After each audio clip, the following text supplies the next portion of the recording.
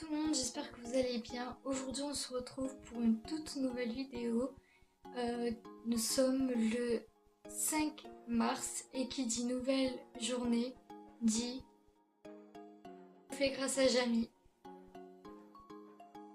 On va faire le petit message d'amour du jour, donc c'est parti. Alors, du coup, il est écrit: si tu t'efforces toujours d'être normal, tu ne sauras jamais à quel point tu peux être exceptionnel. De Maya Angelou. C'est très joli et c'est bien vrai. On peut s'attaquer à la bête, Jamy. Donc c'est parti. Donc voici la page du jour. On va parler, je pense, instruments de musique. Donc c'est parti. Les violons ont-ils une âme ? Oui, l'âme est l'une des 71 pièces qui composent l'instrument.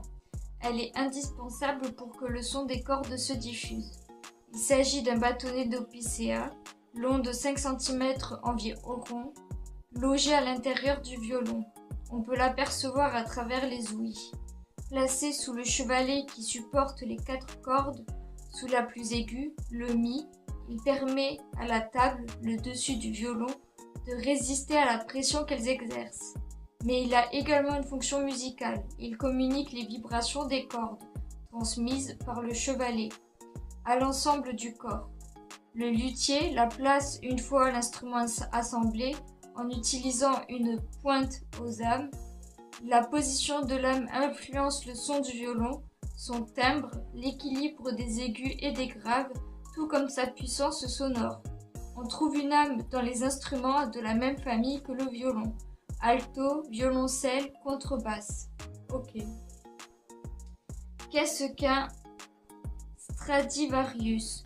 C'est le nom donné au violon, alto ou violoncelle fabriqué dans l'atelier d'Antonio Stradivari, dit Stradivarius, 1644-1737. Ce luthier de Crémone, duché de Milan, est renommé par la qualité de ses instruments. De nombreux scientifiques ont tenté en vain de percer ses secrets, la forme du violon, la qualité du bois, mais aussi la composition chimique des vernis. Environ 700 Stradivarius seraient encore en circulation. Ok. Pourquoi on dit autant pisser dans un violon ? L'expression désigne une action qui n'a aucune chance de résultat. Au XIXe siècle, on disait souffler ou siffler dans un violon. On comprend bien l'inutilité de souffler dans un violon pour produire des sons.